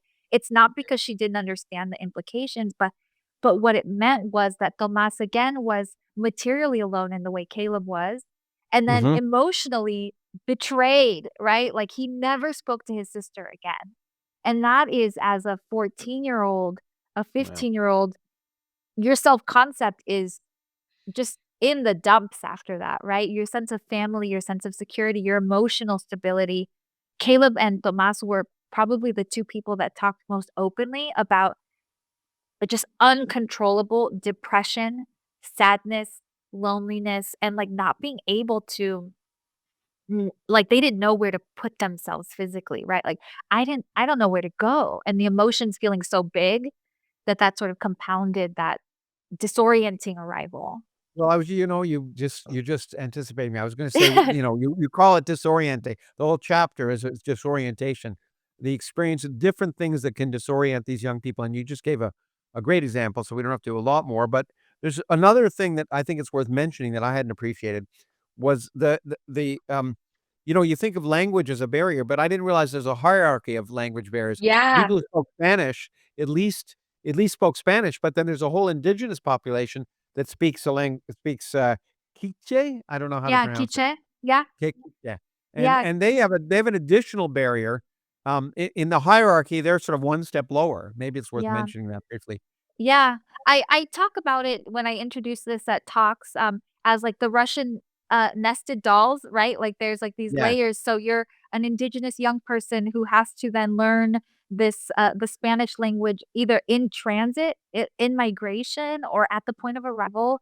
So even then, the Latino immigrant community sort of disparages you, marginalizes you. So it isn't just you're an immigrant that has to somehow adjust to the mainstream. You're an immigrant that has to adjust to the immigrant community that then so it's stepped and it takes much longer, and that is a level of disorientation that young people, indigenous young people experience, right? Just like yeah, gender becomes a yeah, disorienting like gender inequality is persistent here, it's not something that's just origin country, and that yeah. becomes disorienting, right? Yes, yeah, and there's one other thing when we talk about disorientation. Well, there's 2 things. I wanna anyway, we'll go over them now. But one thing that intrigued me, and especially since you come from a Catholic family, you talk about a number of these kids turn to Catholicism and turn to the church, which you think, "Oh," and when I first read this, I thought, "Oh, that's a good thing." And you may or may not know that I'm an very vocal atheist. And uh, uh, and I think, oh well, that's great. There's a good reason the church is doing good things. But the sense one gets out of this is that in fact it isn't. It's telling them that they're, it's okay, we're welcoming you in, but you're basically sinful. And it ends up Yeah. you're not providing them the tools. I don't know. I would like to find out your perspective on that, and then and it's worthwhile talking about it. I guess I would be behooves me to ask if you're still, practicing Catholic in that regard. But Yeah. So I first introduced this idea of the role of the church in a paper I wrote in 2019. It's called Support and Setback. yeah. Um, so I talk about, you know, parents have very little in terms of advice that they can offer their children. When children call back home and they start to explain, like, oh, it turns out life is not that great here. Um, the parents, what they usually say, either the advice they send their children off with or the advice they give over a phone call is something like, go to church, right? People there, Mhm. they will take care of you, they will help you. Um, I think it's important to note the colonial legacies of the church in Latin America, right? And that the church has always been an oppressive colonizing Yeah, power across Latin America. I don't know how much I'm yeah. allowed to say here, but I get the sense that I could say You it can all. say absolutely. Yeah. The whole point is you can say absolutely anything, and if Yeah. you don't, I will. Yeah, yeah. And I think also, recognizing that particularly indigenous people, indigenous communities, there is a violent relationship between the church and indigenous communities. So people, it's 20, what, 15 at the time that I'm doing this research. Um, there's a different orientation to the church. People arrive at the church and young people do say, I was so relieved. It was the first time someone hugged me in months. Yeah. Yeah, Right? exactly. I The remember first that time reading someone that. recognized my face and they said my name out loud and it wasn't just, again, because of work primacy, this is the first time they're getting social affirmation and affection, and I think that is really valuable. It's the Sure. first space where young people are able to maybe just cry and cry and cry, Mm, right? They're sort of downloading messages about hope for the future, and all of those things offer support, right? yeah, But again, if exactly. we put this in the context of the traditional sources of support missing, the traditional sources of socialization and child rearing and child development are missing. The church is not the stopgap between the immigrant youth experience and their positive outcomes. No one at church is asking, "Are you enrolled in school? Are Yeah. you saving money?" Yeah, Um, they're not saying what they're saying here, "We love you, but We we're not love telling you, you how we to love help your life." yes, Yeah, yes. but So the sort of the actual tangible support young people need is stuff like where the labor commissioner's office is, where to enroll in adult English language school, what clinic offers the best rates for whatever health needs they have. The church isn't set up to do that work because again, they're probably assuming also that parents and schools and yeah, everyone else is doing that and they're just faith-based. And that isn't to their fault, but I think also we need to then adjust our organizations because churches, like everything else, is a social organization that yes, needs to adjust itself to meet the community need. But particularly indigenous young people talked about how their first encounters, some of their first encounters of organized anti-indigenous racism was at church, where they were assigned tasks like guard the parking lot in the blazing sun in Los Angeles or man the ticket table in the front. And they saw other people that were assigned the job of the usher or the person that collects the tithe or the person that does the greeting. And that wasn't indigenous young people. So that was a sort of blow to the indigenous youth experience and a sort of disorientation. But as you mentioned earlier, when the church is a place that really is about faith and being saved versus sin and the actions that do not get you saved. When you are a child that is developing and things are changing daily and your yeah, desires are changing and your yeah, attractions are changing yeah, and you don't have friends at school or you don't have parents and siblings that are sort of guiding you in that, um, young people would say things about their bodies or their sexual orientations or their desires, and it was immediately cast as sin. mhm, And then you are not only dealing with the distress of work and the distress of indefinite family separation, but now you're a sinner whose body's betraying you. It's just sin, sin, sin.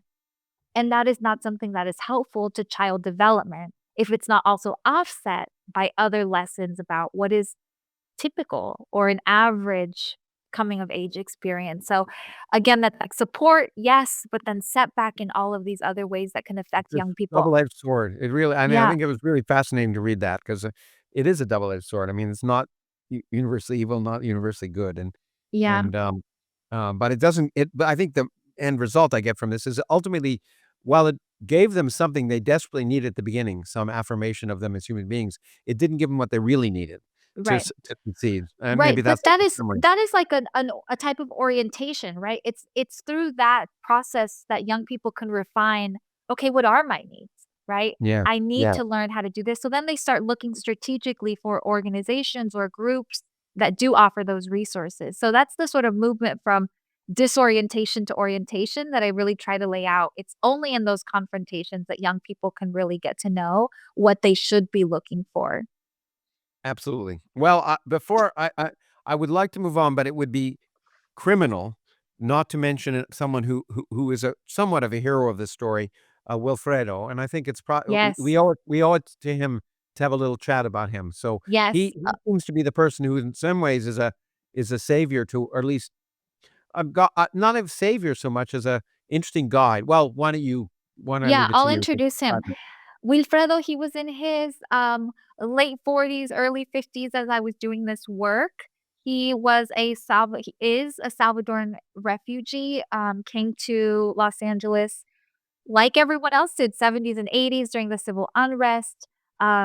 He was a catechist instructor in one of the churches that I observed for this study.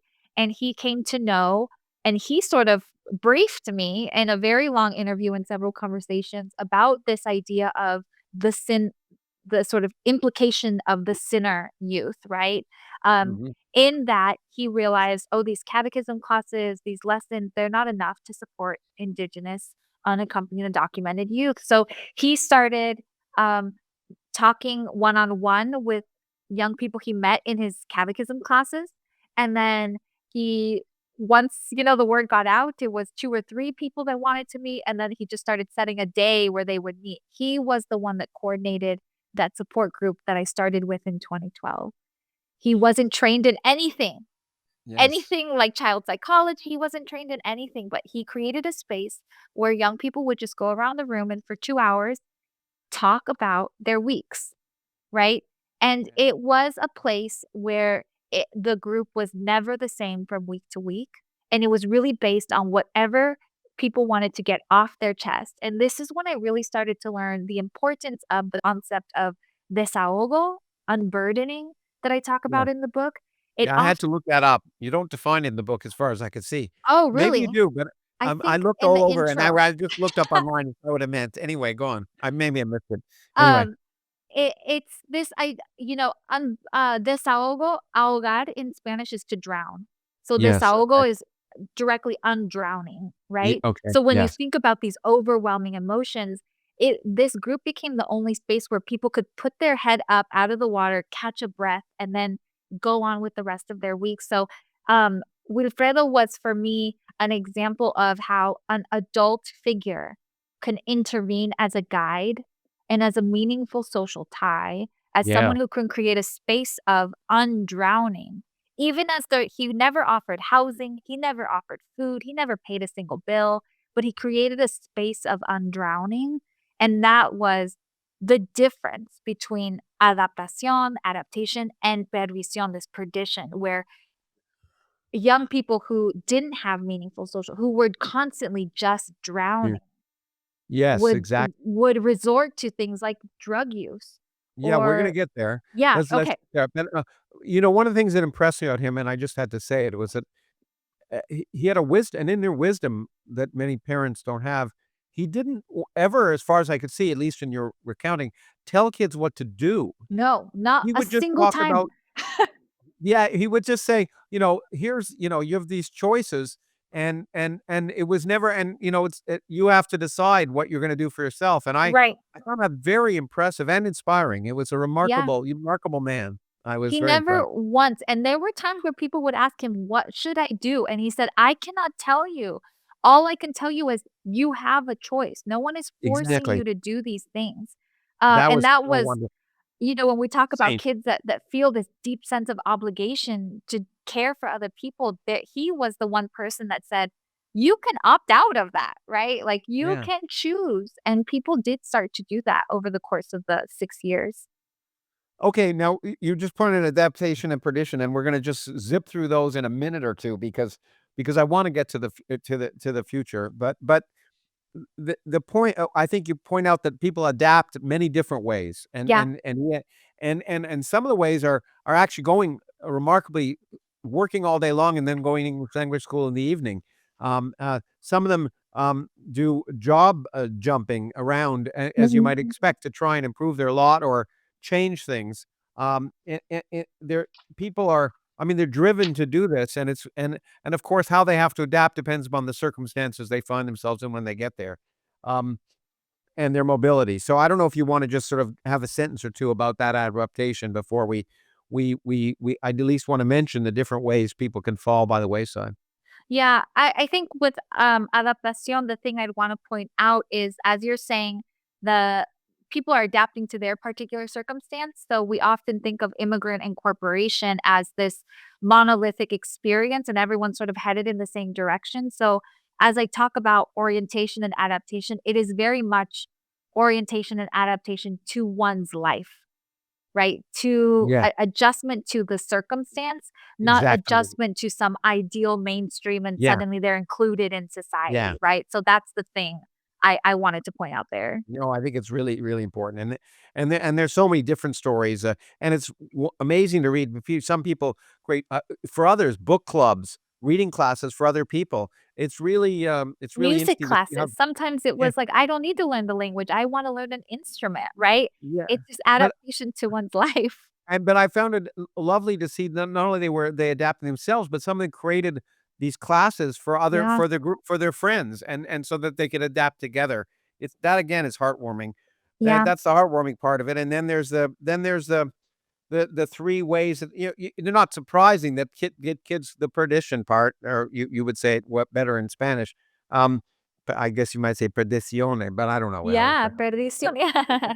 But anyway, substance abuse, getting into bad relationships. I mean, I mean, none of these things are unique, by the way, to these kids, but No. they don't have guides to help them, traverse that adolescent to young adults, dangerous time and, well, a challenging time, let me put it that Yeah, way, and then suicide. I mean, you see this in young people all over the place, but these kids have to face these realities and turn, if things are going bad, to substance abuse, and some of them do, to romantic relationships that are bad, and of course, they're different for males and females, and the experience they have, and then some of them that at least consider suicide. Um, yeah. and again, I would love to spend more time, doing justice to some of these things, but maybe you want to elaborate on some of those challenges. Yeah, I think what I Or maybe we could talk about Moises. Do you remember this? What that you call who's sort of teetering on the brink of adaptation or perdition? Oh, Who? Moises. Mhm. Yeah, yeah, yeah. Yes. Yeah.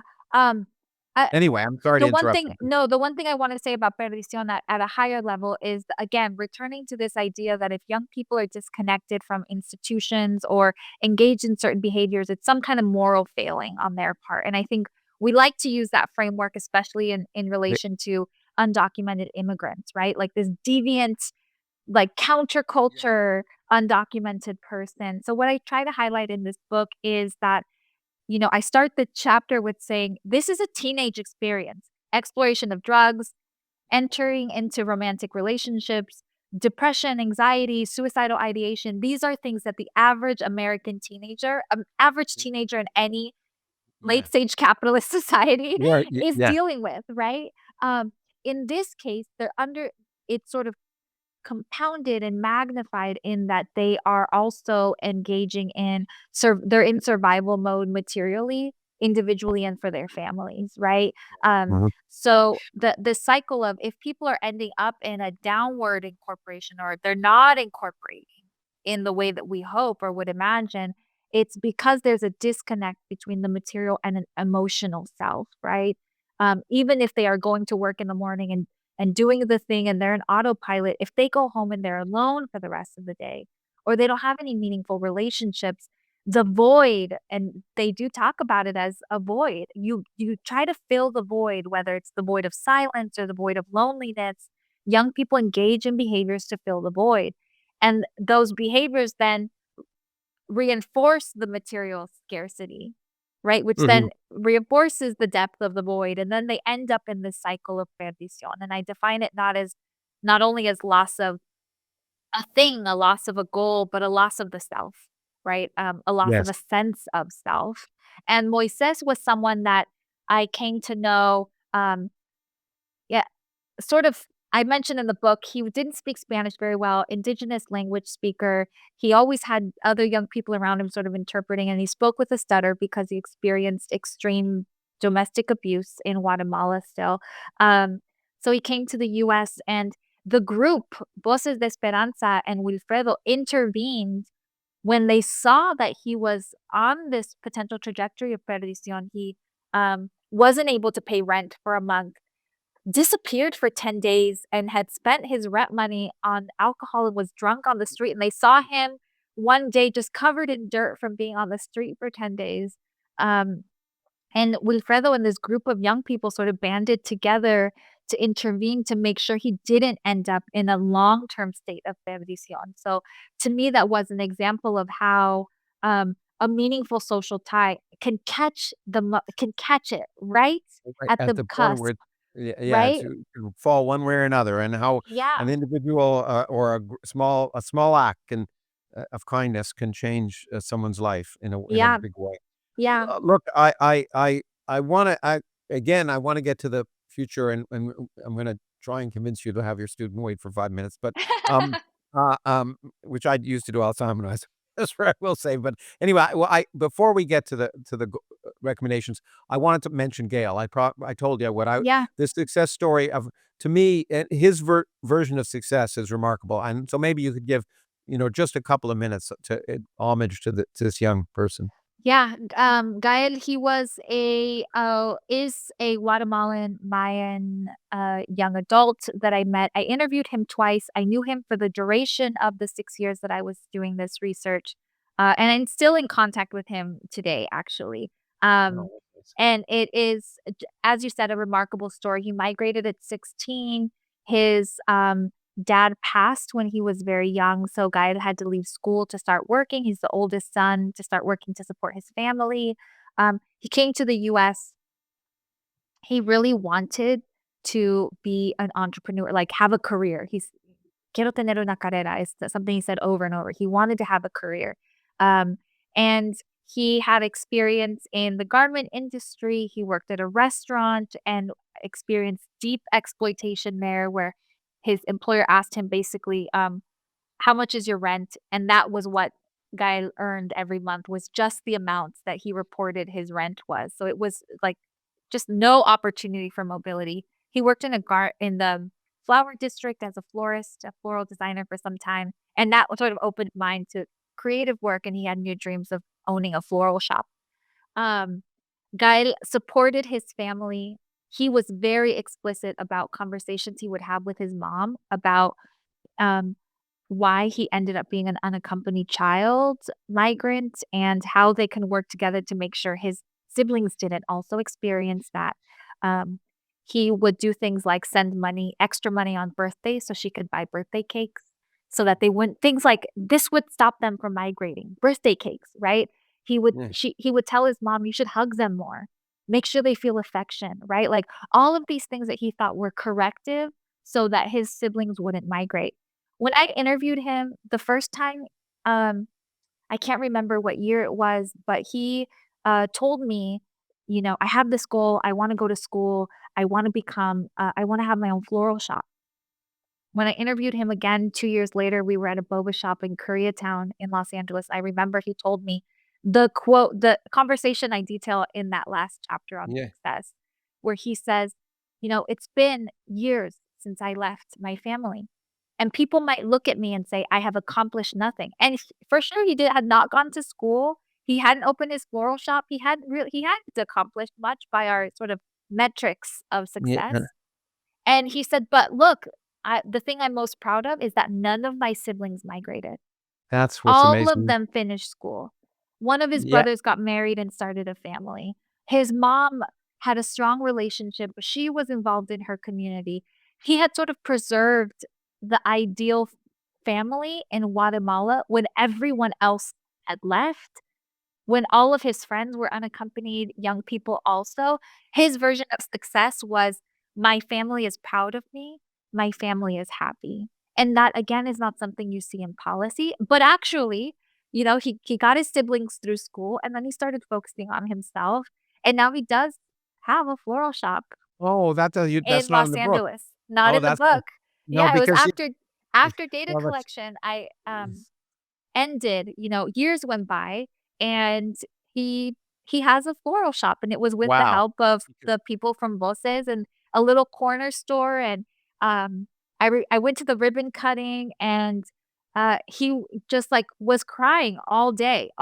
Mm, His face I was can just imagine. swollen from, like, I'm tearing up thinking about it. I did it, right? And he Mm. he said, like, "I remember when I told you that I wanted to do this, and, like, look at my shop, and it balloons and flowers and, Well, gift boxes. It's yeah, beautiful." it's wonderful. Well, up to that point, when you end the book, or not end the book, but end his story at this point, he hasn't accomplished any of the things he wanted to do for himself, but he's done the stuff for his family. It really actually reminded me, when I was thinking about asking this question, it suddenly came the movie It's a Wonderful Life. It reminded me tremendously of the Jimmy Stewart character. I assume you've seen that Yeah, movie, but yeah, yeah, of someone who thinks of his life as a failure and only comes to realize that his life has so positively affected so many yeah, people around him, and he happily didn't think of himself.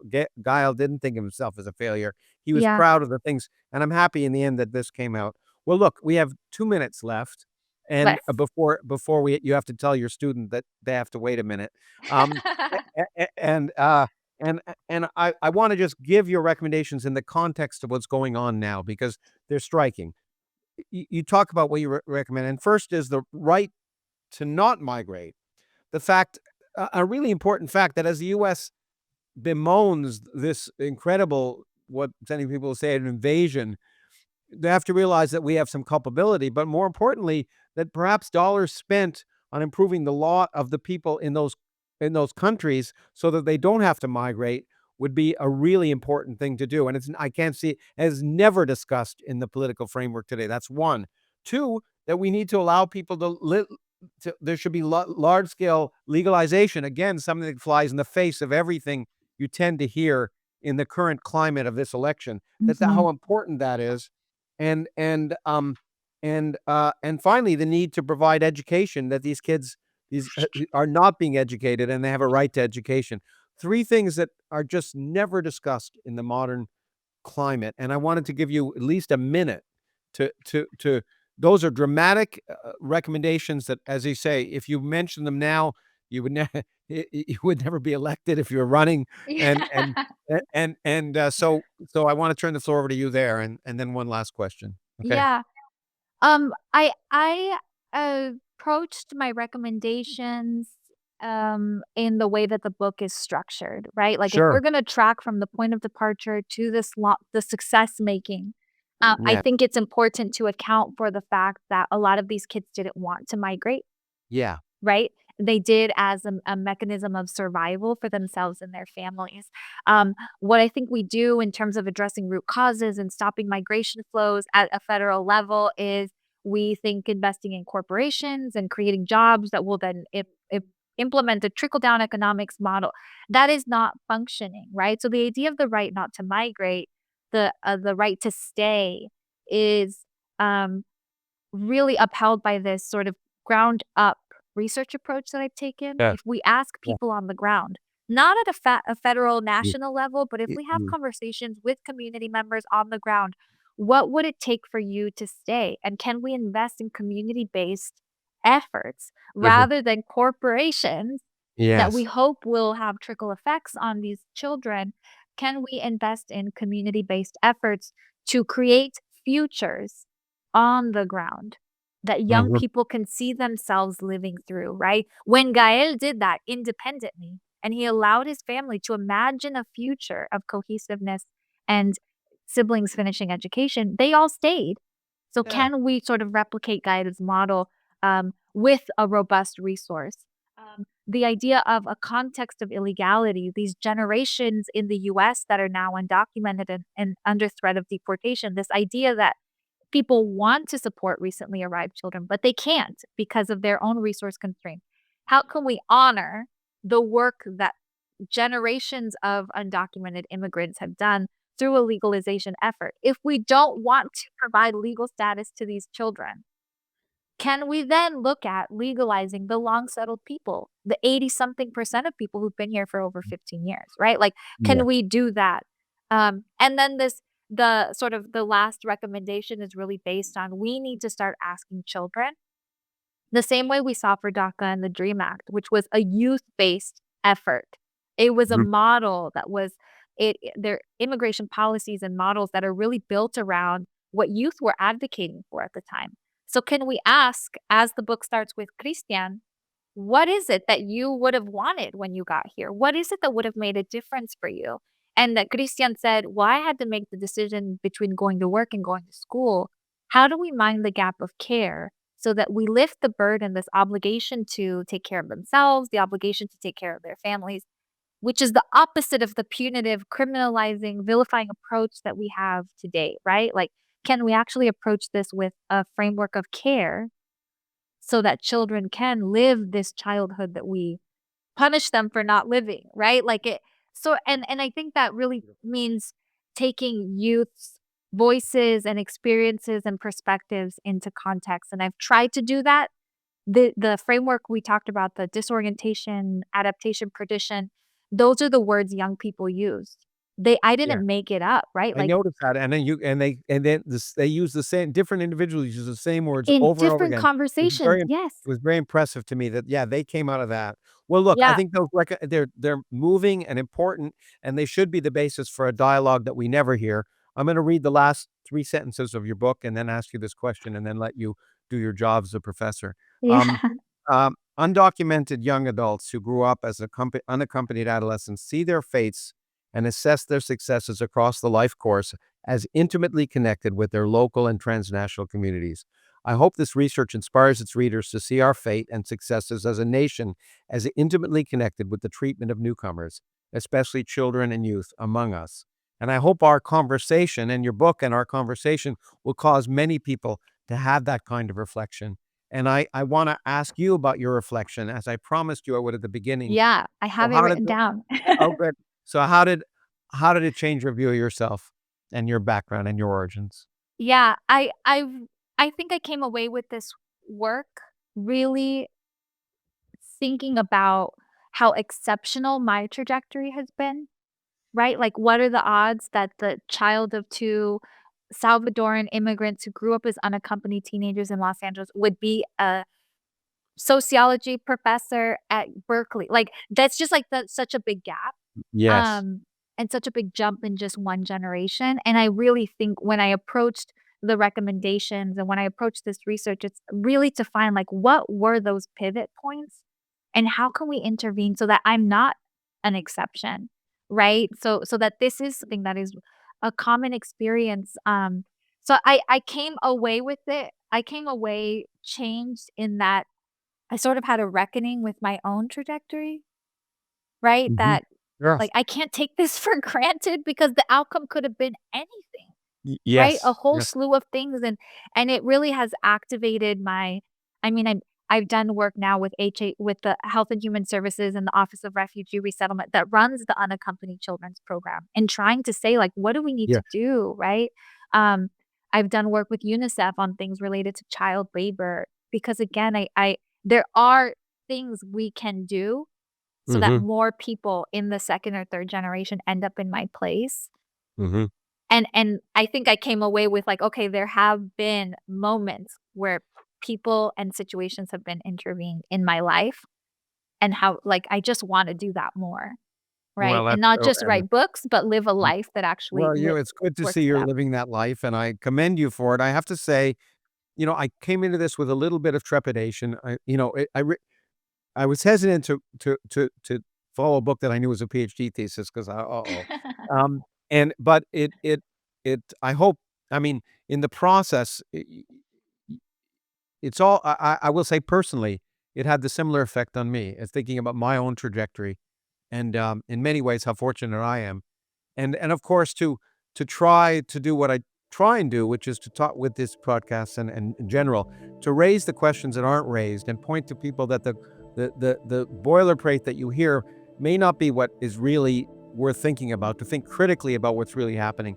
And these stories and the discussion we've had, I think, is inspiring. And I hope you felt, we did justice to your work. And I want to thank you. It was a real Yeah, pleasure, thank unexpected you. pleasure, actually. Thank you Yeah, very, very much for taking the time and agreeing to be a little bit late for your students. So thank you. of course, thanks. Thanks for having me. You're right, it did feel like 15 minutes, so good on Good. you. Oh, good.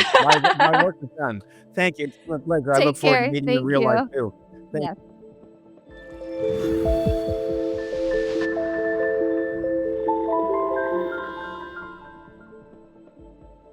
Hi, it's Lawrence again.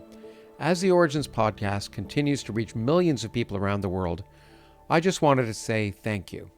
It's because of your support, whether you listen or watch, that we're able to help enrich the perspective of listeners by providing access to the people and ideas that are changing our understanding of ourselves and our world and driving the future of our society in the 21st century. If you enjoyed today's conversation, please consider leaving a review on Apple Podcasts or Spotify. You can also leave us private feedback on our website if you'd like to see any parts of the podcast improved. Finally, if you'd like to access ad-free and bonus content, become a paid subscriber at originsproject.org. This podcast is produced by the Origins Project Foundation as a nonprofit effort committed to enhancing public literacy and engagement with the world by connecting science and culture. You can learn more about our events, our travel excursions, and ways to get involved at originsproject.org. Thank you.